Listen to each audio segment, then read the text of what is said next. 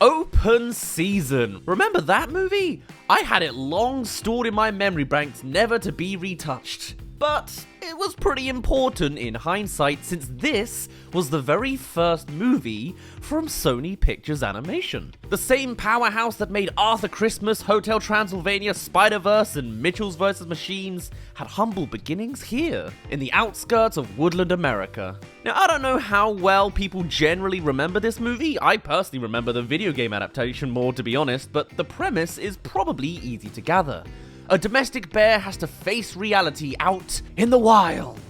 And so today, the scene we're choosing to break down, the scene that changed Open Season, has to come when this premise is actually cemented into effect. We've just had an emotional montage of Boog the bear being helicoptered into the wild against the warm sunset of the landscape, with his owner saying her final goodbyes. Unaware that his life is to be entirely flipped upside down after a miscommunicative teardown that left him feared and tranquilized, and now he's waking up the next morning. Could have been a time lapse, could have been a fade-in. It all leads to the same display of time passing, and nothing has moved.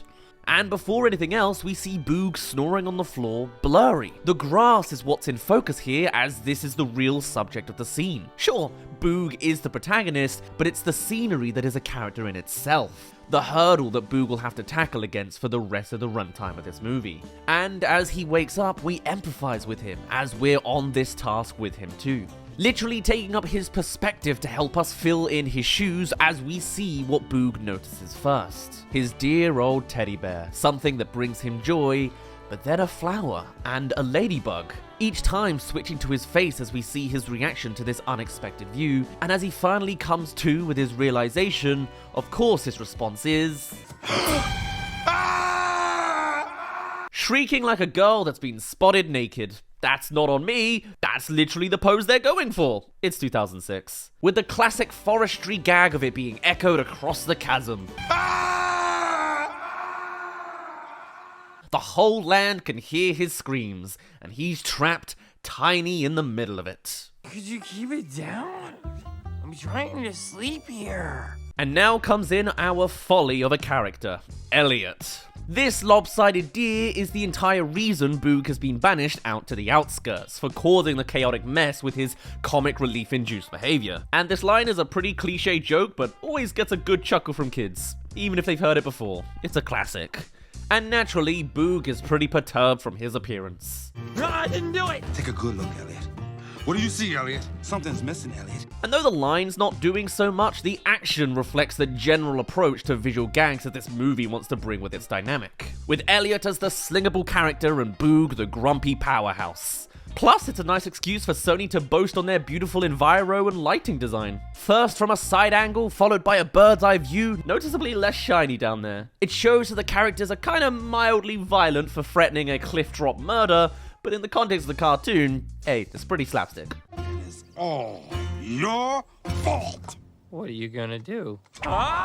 With a dramatic zoom to backdrop us to only the sunrise, which is both a nice looking artistic choice, whilst also pretty basic on the assets. It's basically a gradient backdrop. But no, the real gag comes from subverting expectations and showcasing Elliot as more of the doofy fool he already is. Humor out of murder. Who'd have thought it could be done? Only for them to follow through with the gag with... I thought maybe, but then I was like, and then...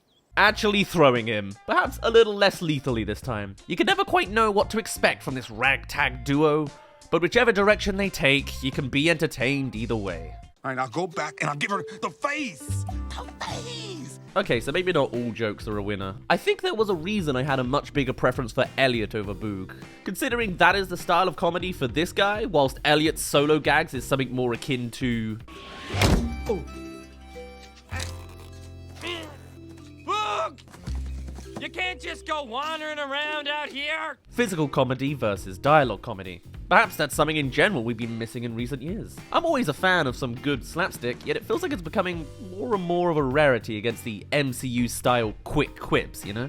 Didn't think I'd be thinking about that when I opened the open season prompt. And so, with a piece of rage exerted and Elliot stuck in place, Boog attempts to take on this new world head-on.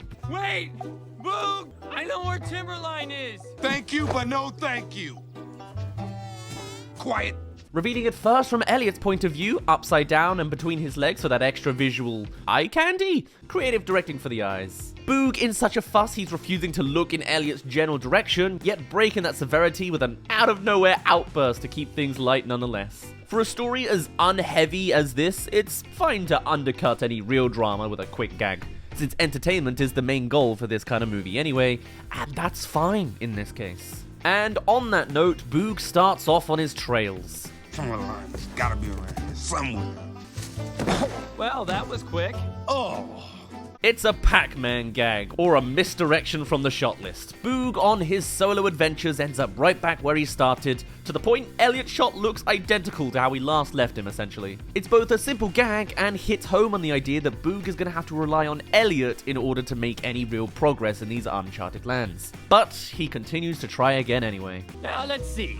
Righty-tighty, lefty-loosey. Oh. Boog! Is that you? This time we stick on him, whilst Boog just walks into frame. Both a reversal of the same idea from before, and again, pretty efficient on assets from a new studio. We get the gist in much the same way, with no need for any extra one-bit scenes yet again. All you need is a cheeky fade-in on Elliot in a new pose. And so they do it again, 3 times the charm. Now giving us a montage of Elliot waiting and waiting, still showing off some physicality comedy prowess as absurdly straight and upside down to completely flopped and defeated. And of course an excuse for one more Boog pop-up as well. Welcome to the halfway mark. Since you're invested, come subscribe if you haven't already to see more scene breakdowns, or join us tomorrow as we'll be streaming Open Season, The Game. I remember it vaguely, so let's revisit that cursed childhood memory. Same time tomorrow. But okay, now with 3 spins on the same joke, the magic number for a comedic triple jump, it's time for some actual progress as we catch up with Boog once more and his more logical plan going forward. If I get up high enough, then... I can do this. A simple eyeline match, showing us Boog's view from his lowest point sprawled over a log to the treetop peak of optimism. And not just a cut to it either, a nice dramatic turn around his body. Does the motion serve anything too overt over a simple cut? Not really, but there's a million of these kind of different directorial choices that help shape the vibe of the movie. It looks a tad more interesting this way, needs some keyframing work to pull off, and perhaps keeps kids a hint more engaged. Or maybe it's easier to keep everything in the same shot rather than compose a new one. I don't know how they specifically programmed this movie, but it's a hint of hope for Boog to do something right and improve his situation. If it wasn't for... Oi! This is McSquizzy's turf. Nobody messes with McSquizzy. Because that's me.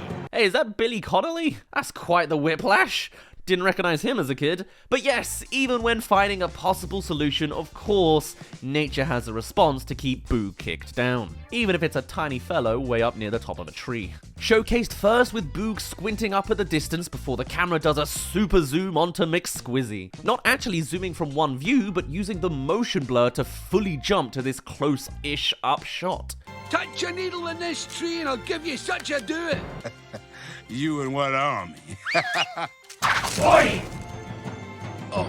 You know, it's yet another cliche gag, and one that I feel was a lot more common 20 years ago. I guess it's kind of nice that it got burned out of existence. Does that make this movie any less good? Maybe slightly. But you gotta remember, this is literally Sony Animation's first attempt, so to be honest, I'm not too surprised they chose to keep it safe for certain jokes. The real kicker is the reveal of 1,000,000 Scottish squirrels. Are they all Billy Connolly? Probably, and it's emblematic that even here, Boog has absolutely no chance of taking this path. Mess not with the furry tail clan guardians of the pine. Keep your tree. I'll find another one. Gotta love how serious McSquizzy is taking himself, going off on an over-the-top monologue only to be met with Boog's scowl. Hey look, he's got some visual chops too. And to really ham it home how hostile this natural world is gonna be to Boog, they then come for him emotionally. Look, he's got a wee freakish twin growing out of his back. Making fun of Boog for the very last possession he has that just this morning gave him his only hint of joy today. It's embarrassing for Boog and brutal from anyone else. And on that note, Boog turns away and leaves, shown small against the all-encompassing trees. It's a beautiful composition, but it's a beautiful cage as well. The background hill of trees, the giant trees taller than Boog, and the collection of branches and stems, each shrinking down the frame bit by bit. But Boog doesn't give up, going for a different tree. The logic is still solid, just avoid the Scotsman. This wanna work? Hey, Ouch! that was a warning, alright? Of course. With cartoon logic, any character can teleport and be in 2 places at once. It's the exact same story no matter what tree Boog goes to. An impossible hurdle he just cannot overcome this way. And in case you were wondering, these 2 oi shots are actually slightly different. The tree is in fact the same, just exactly mirrored, but the actual poses of the squirrels are noticeably tweaked. A nice attention to detail, I guess, since they could have easily reused the shot from before exactly, but someone chose to reposition the squirrels a little bit, but keeping the actual assets in the tree the same. Efficiency. Hey, this is a different tree. They're all my trees. And there it is, really driving it home. Boog's logic may be great, but the film just will not allow for it.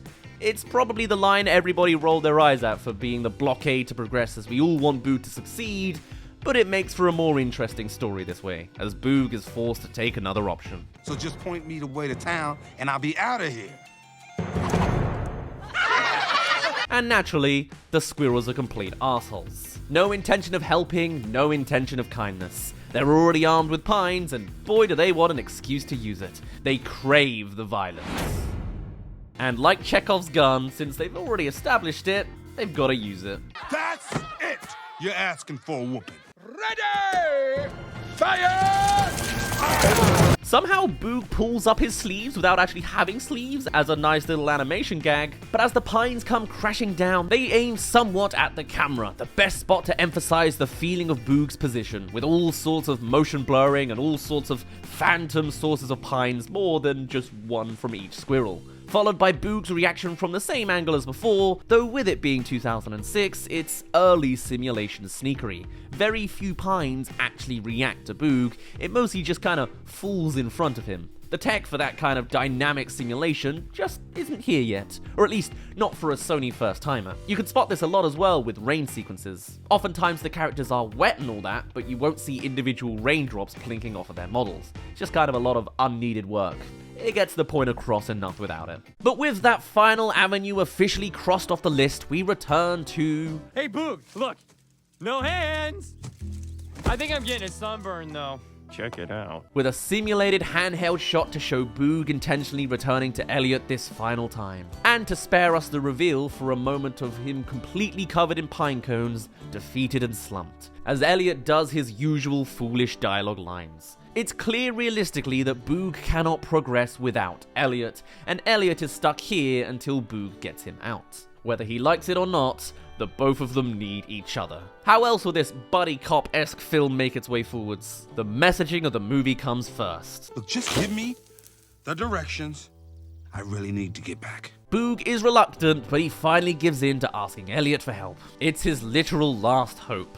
But Elliot, being his own character with needs beyond getting out of the ground and sorting his moonburn, has one more caveat for Boog to have to collaborate with. Now you got it pretty good in Timberline, right? Coffee, woohoo bars, safety. And I want in, Boog. I'll take you to town, but when we get there, we're partners. Deal? Despite being held by the tail and clearly not the dominant one in the scene, Elliot wants to also get a share of the good life, the domestic life. Not much is going on camera-wise, but the fact he's saying all this unfazed by his dangling reality does reflect more of him as a character, kinda able to adapt in any scenario. Stupid, yet not powerful. Naturally slapstick, and doesn't mind it. And so as Boog rejects him and asks about Elliot's herd, he fumbles around for a little bit, insinuating they wouldn't mind before your classic blackmail dialogue comes in instead. Oh well, better start moving then, because open season starts in a few days. Name drop, roll credits. And it's the final narrative piece that pushes Boog forwards. Everything's about the human hunters who are eager to hop back on the hunt once laws allow. Boog has a specific time limit to get out of here, or else he's as good as a rug. And after one more drawn out gag about actually vocally confirming that they are to be partners... Partners? I... Sorry, can't hear you. We can be Partners? partners. And just like that, Boog has reluctantly made the first steps into actually adapting in his new environment. After being kicked down from his high horse and trying literally every other option, finally now he has addressed the problem and started the motions that'll eventually get him back home. Well, Okie dokie. This way, move it or lose it. And the scene finishes off with Elliot gleefully leading the way as we pan up to the trees, the very same ones that started this whole sequence of events. Our story has officially begun, while showcasing all sorts of characters, ironing out any alternative options to be explored, and keeping things pretty efficient from a production standpoint. There's a lot of directorial flair, however simple it may seem, and considering it was a play-it-safe Sony Pictures Animation startup, I'd say it was a rousing success.